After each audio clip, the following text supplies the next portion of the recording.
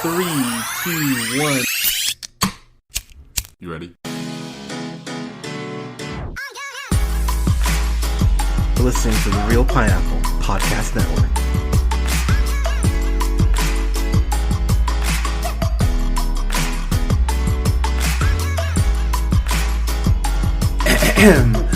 Good evening, everybody. Thank you so much for listening. This is the Real Pineapple. This is your humble host Hunter here. Hope you guys are having a great weekend.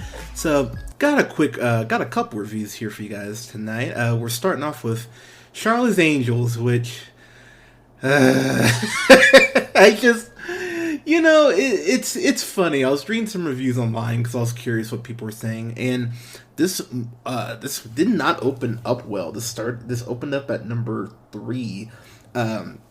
Congrats to Ford v Ferrari being number 1, which I will review too here. Spoiler alert, it's great. But I went into Charlie's Angels kind of going, I don't know what to expect from this. I actually saw this on Thursday and rewatched.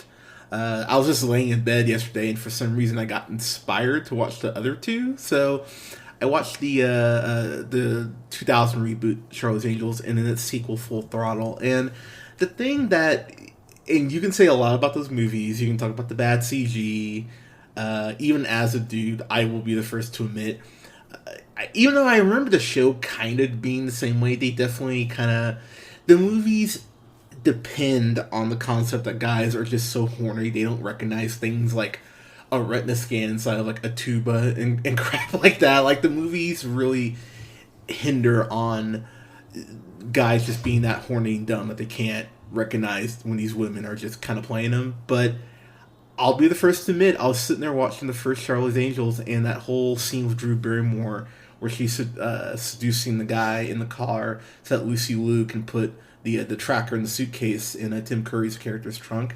I went, oh yeah, if Drew Barrymore looked the steering wheel in front of me, I'd probably be laser focused, not even paying attention to the outside world. So, I mean, fair play movie, I guess. But I think the thing about those movies too is that they were directed by a true action director in McGee. Elizabeth Banks is directing this, and she's a writer and a producer. She's the only writer on this, and she's so director, producer, screenwriter on this. And I think what I noticed about this the most is the film is not very well directed. And this is only the second thing she's directed. I believe the first was Pitch Perfect 2, I want to say. And what's frustrating about this movie is that, yes, is the script bad at points? Yeah, it's not great. She directed Pitch Perfect 2. So, and she did a segment movie for 43. So, yeah, great. But Elizabeth Banks, I like Elizabeth Banks. She, this is going to sound so mean, but I really can't think of another way to put it. I really think she wants to be Tina Fey. I think she wants to be in that tier of someone who is a great actress, is a great writer, is a great producer. And all due respect to Elizabeth Banks, she's not there yet. I'm not saying she can't get there, but this movie really just kind of makes you roll your eyes at points and go, okay. So, getting into the plot here, and I use the term plot very loosely, this is kind of a reboot, but it also has some Easter eggs from the first, like, acknowledging the first two movies. You saw there's a point in the movie you see the race suits they were wearing during that Drew Barrymore, the Dylan scene that I aforementioned.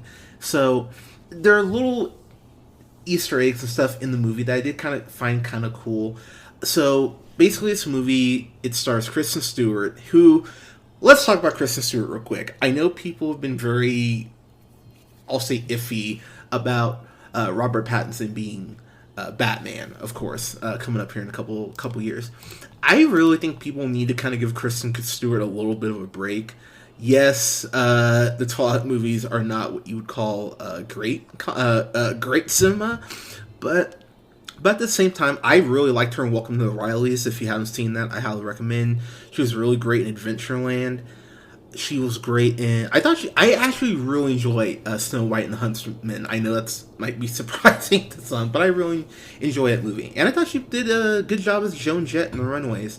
Um, she did this movie, Personal Shopper, that I actually really liked too. So she's done. Pardon me. She's done some stuff that I really have enjoyed. Long story short, give her a chance. You know, I think she is really doing a great job of not only doing primarily indie stuff, but she's doing a good job of kind of establishing her brand. And one thing that will kind of, I think in many ways will kind of make or break your experience of this movie is what you think about her portrayal of Sabina Wilson, because it felt like Elizabeth Banks went, I want to play off of the awkwardness that Kristen Stewart actually has, because her character makes so many just awkward jokes. I was sitting there going, man, this is almost like almost like someone in their first year of college trying to interact with with other students who just isn't a very social person. Because when they bring in Naomi Scott's character Elena, it's funny to see her kind of interact with her and try to get her comfortable. That's probably the most humor I actually got from this movie, was how uncomfortable Kristen Stewart was. I haven't seen pardon me, I haven't seen the third Angel really in anything. She's done stuff here and there, but she's kind of an unknown, mostly shorts. This girl, Ella Balinska, is the one I'm gonna go with. She plays Jane, and I'm gonna tell you right now, she gave me pardon me, she gave me Mackenzie Davis from Terminator Dark Fate vibes. I think this woman could be an amazing action actress. She should be playing a superhero, to be completely honest. Watching her, I was really going, okay, there's a physicality to her that almost reminds me pardon me, it almost reminds me of UFC fighters. She just has this very great physical presence on screen, and most of the stunt work, while I don't think it's great, a lot of the stuff with her, there's this chase scene, I want to say in Paris. Oh my gosh, I cannot stop coughing. Sorry, guys. There's this fight scene, or the chase scene in Paris, where she is shooting at this bad guy, and just the way that she's exhibiting just this tenacity throughout the scene, I thought was really well done. So the plot of this movie, I completely got segue off it. The plot is so simple. It's your classic, we developed a piece of technology. Of course, it can be weaponized, because why wouldn't it be able to? I did get a kick of seeing Nat, or I think it's Nate. I'll say Nat Faxon, who I just remember him from You're the Worst. I think he's great on that show. But it was really funny seeing him in here. He plays the boss, kind of the head of this organization. He plays Peter Fleming, and just seeing him be such a dick to Naomi Scott's Elena did give me some laughs, because he's being an asshole in a way that you would get sued and probably lose your company. Just the way he's talking down to her, and with just a dash of sexual harassment. It's like, dude, come on. So, and I can't even say this is a complaint, because I feel like this is our real world to an extent. The way that men, not all, but most of the men treat the women in this movie, you go, there's a point I was going, okay, that's a little much, but I think about it and I go, well, I unfortunately have heard stories like this, so it's not unrealistic. Say what you will about the 2000 movies, because the 2000 Charlie's Angels movies, their plots were very similar. You know, piece of tech that can be weaponized, angels have to stop it from being sold to someone, etc., etc. That's exactly what this is. So if there is a complaint, it's a complaint, but almost maybe a strength, because the movie just goes, well, you guys know what the score is. We can keep this very simple, and you'll hopefully come along with us. I appreciate, and I think this is the best part of the movie, is Naomi Scott's Elena. She's very much playing similar to Thor first being brought to Earth. It's very much a fish out of water story, and her being kind of our avatar for how the Townsend Agency works. I actually really appreciate it. This movie has a couple really good ideas too. So again, it seems like it is playing off the 2000 movies. Again, not a direct sequel, but it seems enough of one in the sense that the Charlie's Angels, the whole Townsend agency has gone global. So you have Bosleys in multiple parts of the world, including Michael Strahan, which I was like, what? Michael Strahan's in this? I mean, you see him for maybe 10 seconds, but it was kind of a random, hilarious cameo, which I appreciated. And Patrick Stewart, he's playing John Bosley. And we always say full spoilers, so I'll say full spoilers here. The trailers for this movie really weren't getting me excited. I really was sitting there each time I saw it going, oh man, I don't give a shit about this. I want it to be good, but I don't really care. This movie telegraphs the villain so easily, and the moment this movie starts, about 10 minutes in, when you see John Bosley walk in to the scene, you see the scene, or part of the scene in the trailer. Sabina is talking to this one guy who he runs like an animal organization or something. He's super rich. That's all you need to know. And the Angels end up taking him down because he's been laundering or stealing like humanitarian aid money. And that whole scene, that's where the problems of this movie become very apparent very quickly, because Elizabeth Banks, she's not used to shooting an action scene. So you see all the hand-to-hand stuff. I think it gets better as the movie goes on, but it's not particularly well filmed at any point. And for this movie, that's a huge problem, because there's a decent amount of hand-to-hand in this. And again, that's where it does pay to have someone like Mick G, who knows how to direct action scenes. But they have a whole big you're retiring, congratulations for everything, for Bosley. And so the moment you see that, you go, oh, cool, so Patrick Stewart's the villain. And it was kind of cool to see Patrick Stewart play a villain. It feels like I haven't seen that since Green Room, which I loved him in. But it is so telegraphed, and he is being very much, classic, ho ho ho, I tricked you, mustache twirling villain. And so, luckily, it's Patrick Stewart, so he can make some of the dialogue that's very not well written feel better than it actually is on screen. One thing I really did notice too about the 2000s movies, rewatching them, is Lucy Liu, Drew Barrymore, and Cameron Diaz. You really feel like there's chemistry between the three of them, and you feel like they were having fun acting with each other, and that's kind of contagious in those two movies, and it helps cover up a lot of the sins that those movies had, because by no means are those films perfect, but they are so much fun because the girls are having fun, and the movie knew what it was. It knew how to make fun of itself and how to kind of go wink wink nudge nudge, we know this is dumb at points, but hey, you get some action scenes, you get some comedy. And those movies, more even than this, those movies were more comedies with action thrown in. This is more of a straightforward action film with a dash of comedy.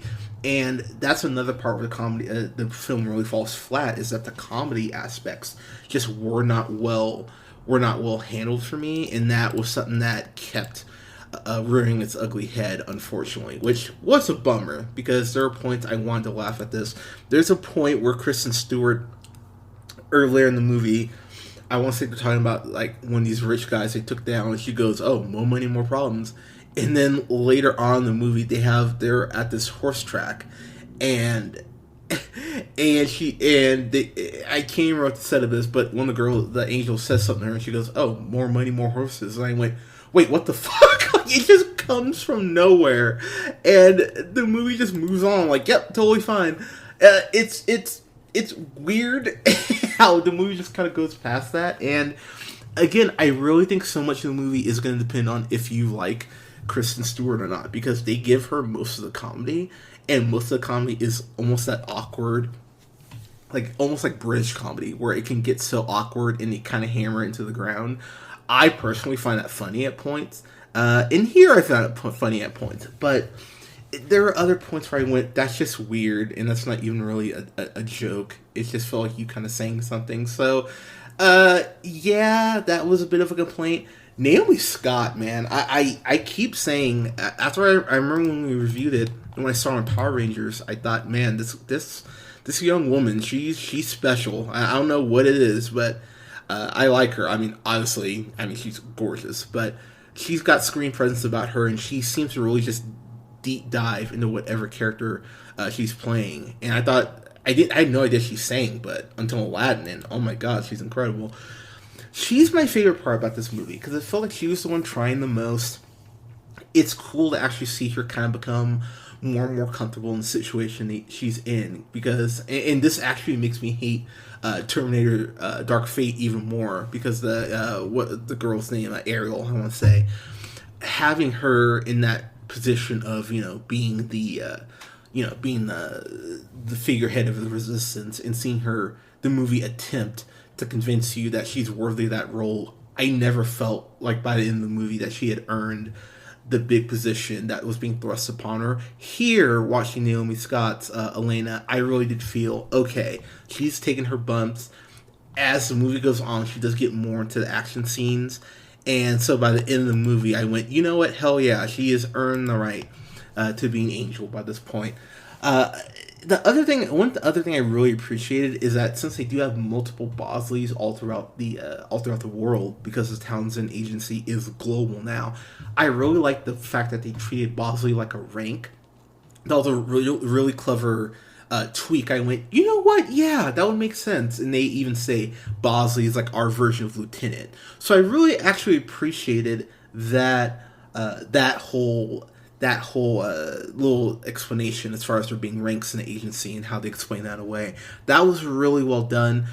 One thing that just pissed me off to no end, you have Jimon Hansu in this, and I love Jimon Hansu. I think he's an incredible actor. Of course, you know him from Amistad, Guardians of the Galaxy, Captain Marvel.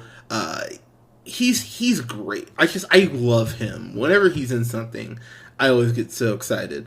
But this was just such a bummer, because he's in the movie for about 10 minutes and then he gets killed. And I was like, well, that it would have been nice to see, more of you before you got killed. That's really kind of shitty. So that was a sticking point for me, because I just love seeing him stuff, and kind of losing him so early, I went, okay. I gotta talk about this guy, because I haven't seen him anything that comes to mind, but Luis Gerardo Mendez, he plays this guy named Saint. And what I really appreciate, and this is something else I will give the movie credit for, you feel like they're going to have, their Q, their version of Q, and they do in this guy named Saint. But, pardon me, what I appreciate about Saint is that he knows about the gadgets, but he's not pushing gadgets on them. He's the one saying, hey, girls, you need to meditate, or hey, I cooked this healthy meal for you girls, or oh, hey, your Elena actually gets hurt during that car chase in Paris I mentioned earlier, and he goes up to her and basically pops her shoulder back into place. She didn't even know her shoulder, I think it was a shoulder that was separated, and she didn't even know that was separated. He's like, yeah, my job is to keep the angels limber and keeping their their bodies right and their minds right. And I really appreciate that little wrinkle, kind of having a like a shaman there for you. I went, you know what? Okay, that's actually very clever. So there, and that's what's so frustrating, is that I think with a couple punch ups on this, especially for the humor, I really think this could have been a better film than what we got. This is not in any way I don't think it's a disaster some people are saying it is, but I read a couple reviews saying this is 4 out of 5 stars. Let's calm down. It's not that good either. So, I kind of fall somewhere here in the middle. There is a scene where they end up having to break into Elena's old job. This whole office scene where the angels split up. I thought that scene was actually really well done. And of course, the movie does end, kind of a big kind of boss battle, as it were. And I like the way this club, or this party they end up getting into. I do like the way that stuff is shot for the most part. It is just hard to see because there's some of the hand-to-hand stuff that's just not well filmed. So the movie kept losing me at points, but I would find something to make me go, oh, all right, that's not bad. But it's it's frustrating because you feel like this is in the climate we're in right now. This is prime. Charlie's Angels is prime for a reboot, and I think if someone else writes this, and I kind of have to put that out there, or if she has a co-writer, I would be willing to see what a sequel to this would do. I doubt we're getting one if the box office returns are any indication, but I would be curious to see a continuation to this since we kind of have the foundation set. And I will say, stay after. I don't know if there's an end credit scene because I didn't stay for the end credits, but there are several mid credits scenes that I think that if you're a woman, you'll go, oh hell yeah. It actually kind of got me. It kind of made me more mad at the movie because I went, oh, you had these scenes here. Why couldn't I have gotten this feeling for the whole movie? Like, where was that? So it's a little frustrating because there is stuff here that is good. But damn it, there's some stuff here that's just so bad, it almost takes you out of it. I did enjoy this more than Terminator Dark Fate, so I mean, I'll give it that. But as far as I saw this at night too. I saw this like at 10:20 at night, and I really was sitting there going, man, I kind of wish I would have seen this early day, so I could have gotten in and out and not ended my night with this. So. Yeah, it's kind of a bummer, but again, it's not the train wreck that some people are saying it is. So I'm gonna give this. I'll give this a C. I think that's fair. Not terrible, not the best thing ever, but again, I think there's room for improvement here. And Elizabeth Banks, sorry, I really think you need help writing the next installment. And I will say too, she came out in this interview today, which just.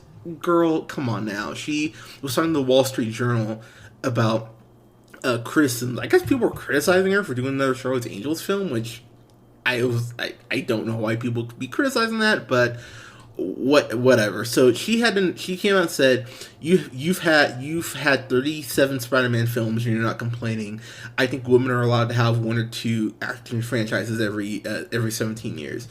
So here's the thing. She's right. She's 1,000% correct. It's not like women are unfortunately being given these big action franchises to head. I mean, we just got Wonder Woman, Captain Marvel, but how long of a wait has that been? But at the same time, though, if you're gonna talk about how your film should be respected more, you got to make it better. It's not a gender thing. You made a bad Charlie's Angels movie, and you're the director and the writer on it, and a producer on it, so I can put this on you.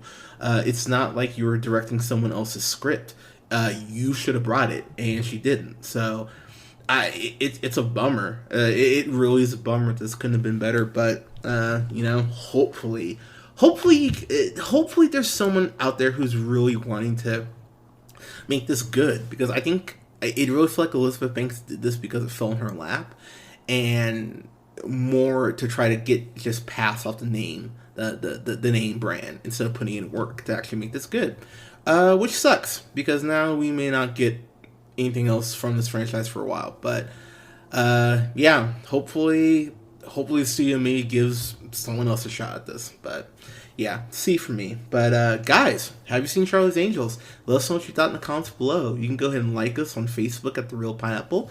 You can follow yours truly on the Twitter at JHunterRealPineapple. You can follow Scott and Colin on Twitter at Nearmanthefirst and The Real, that's REEL O'Neal respectively. And go ahead and like, share, and subscribe. You can find us on SoundCloud, Podbean, Apple Podcasts, Google Podcasts, Stitcher Radio, and I think I said Podbean and SoundCloud, but just in case, Podbean, SoundCloud, and Spotify at The Real Pineapple. Guys, thank you so much for listening. We'll have reviews up this upcoming week for Frozen 2, Beautiful Day in the Neighborhood, and 21 Bridges. Got a lot of content coming out to you guys here. Guys, thank you so much for listening. We'll talk to you soon. Take care.